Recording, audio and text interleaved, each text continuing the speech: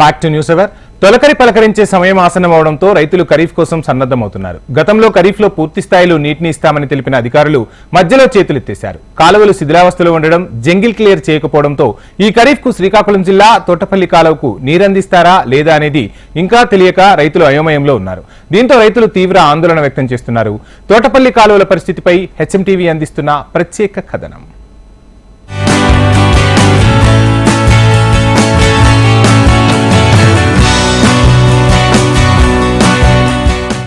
Kharif season కి అంతా సిద్ధంగా ఉన్నారు సిక్కోలు రైతులు.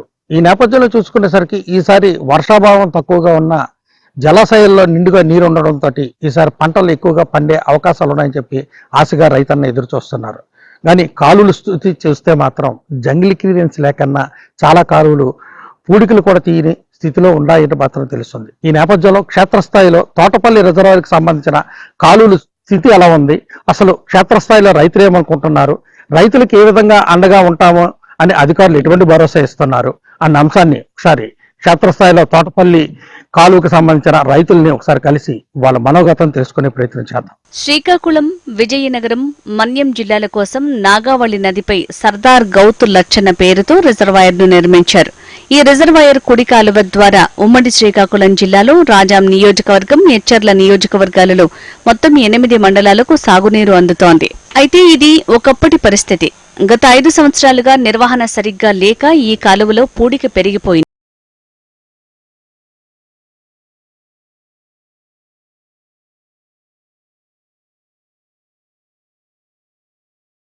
ఎచ్చర్ల నియోజకవర్గాల్లో పలు గ్రామాలకు సాగునీరు, తాగునీరు తోటపల్లి కాలువ ద్వారా అందిస్తున్నారు. అయితే కాలువ నిర్వహణ సరిగా లేకపోవడంతో పిచ్చి మొక్కలు పెరిగిపోయాయి, పూడిక పెరిగిపోయింది, అనేక చోట్ల గట్టు తెగిపోయింది. తోటపల్లి కుడికాలుకు సంబంధించి నీరు రావడానికి చాలా ఇబ్బంది అవుతుంది సార్. ఎక్కడ పడితే అక్కడ తుప్పలు బలిసిపోయి అంతా మట్టి అంతా కూరికిపోయి వాటర్ రావడానికి ఇబ్బంది అవుతుంది. ఇబ్బంది అవడం వల్ల సకాలంలో నీరు అందక పంటలు ఎండిపోతున్నాయి. గత 5 ఏళ్ళ నుంచి ఇదే పరిస్థితి ఉంది సార్. చాలా కింద సంవత్సరం, ఆ ముందు సంవత్సరం అయితే కొన్ని 100 ఎకరాల పంటలు ఇక్కడ నాశనం అయిపోయినాయి. వాటర్ పైన డామ్లో వాటర్ను కూడా కింద నీరు రాకుండా అయిపోయింది. కింద నీరు రాలేదు. నీళ్ళు రావడానికి సోర్సెస్ లేకుండా ఈ చుట్టుపక్కల అంతా ఇది మట్టి అంతా పెరిగిపోయి కాలువలన్నీ మొక్కలు బలిసిపోయినాయి. క్లీన్ చేసి కొద్దిగా నీట్గా నీరు అందిస్తారని ప్రజలకి చేస్తారని చెప్పి కోరుకుంటున్నాను సార్. తమకు నీరు ఇవ్వాల్సిన బాధ్యత అధికారులపై ఉందని రైతులు అంటున్నారు.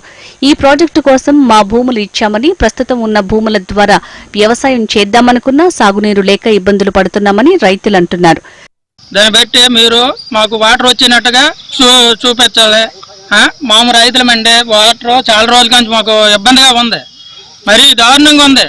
అవతల మట్టుగా తుప్పలు బలిసి మరి చెత్త చెదారము అంతా అడ్డేస్తుందండి. అది మాకు మట్టుగా వాటర్ మట్టుగా ఎక్కువ కావాలి.